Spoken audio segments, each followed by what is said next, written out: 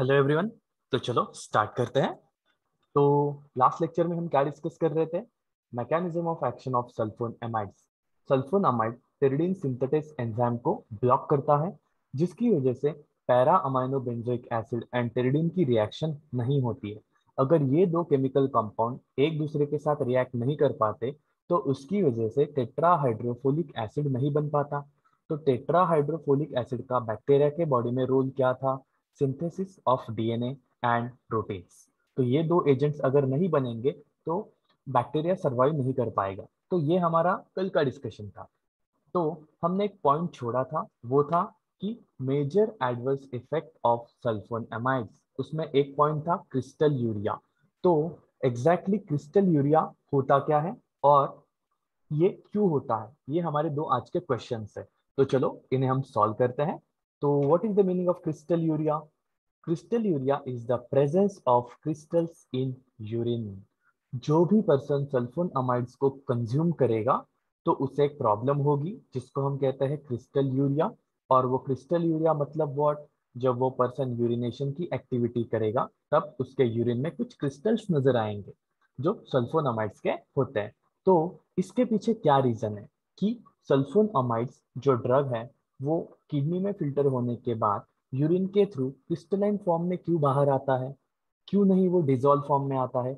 इसका आज हम डिस्कशन करने वाले हैं। तो देखो, पहली चीज, what is the principle behind the crystalluria? So specially sulphonamides are known to little soluble in acidic urine. हमारा जो यूरिन होता है उसका पीएच नियरली 5.5 टू 6 के बीच में होता है, तो वो नियरली एसिडिक है। एंड इस एसिडिक रीजन में जो सल्फोन अमाइड्स है उनकी सोल्यूबिलिटी कम रहती है। But what is the meaning of solubility, या सोल्यूबिलिटी किसके ऊपर डिपेंड रहती है? तो solubility is depend upon ionisation, कि वो सल्फोन अमाइड कितने अमाउंट में आयोनाइज हो जाता है यूरिन में, उसके ऊपर उसकी सोल्यूबिलिटी डिपेंड रहती है। लेकिन यहाँ पे दो दो टर्म्स आए। पहली टर्म आई सोल्यूबिलिटी, वो किसके ऊपर डिपेंड है? कितने अमाउंट में आयोनाइजेशन होता है। But what is ionisation?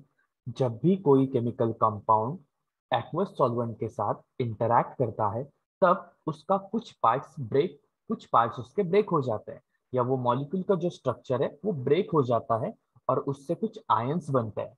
तो उसको हम कहते हैं ionisation.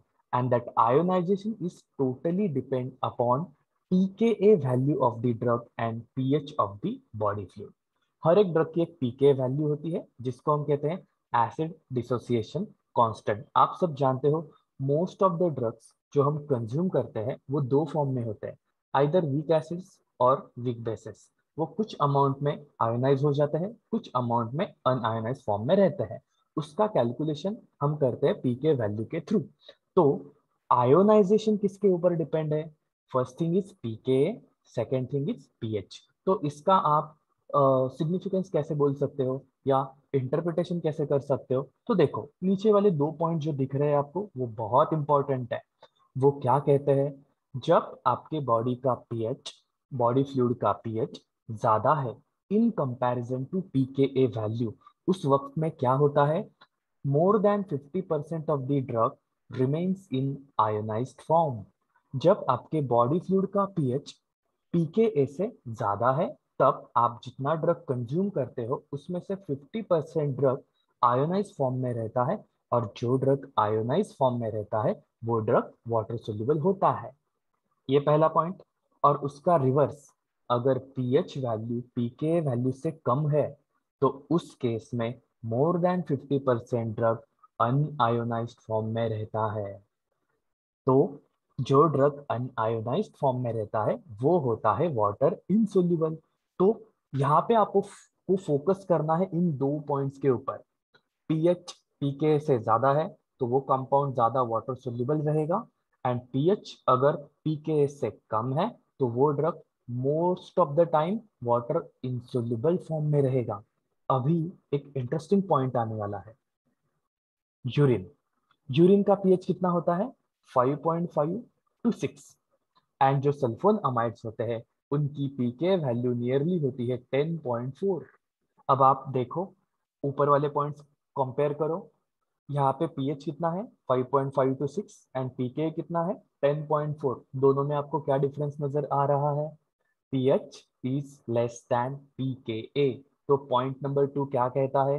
whenever pH is less than pKa and that time more than 50% of the drug remains in unionized form, that is water insoluble form।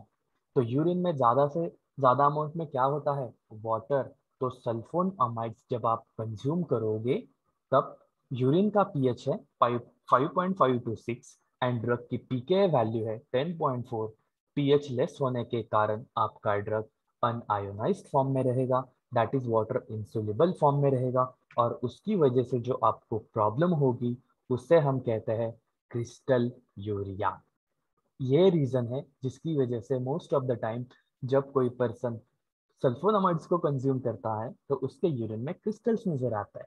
ठीक है, तो आज के सेशन के लिए इतना ही। मिलते हैं नेक्स्ट सेशन के लिए, तब तक स्टे ट्यून। Thank you.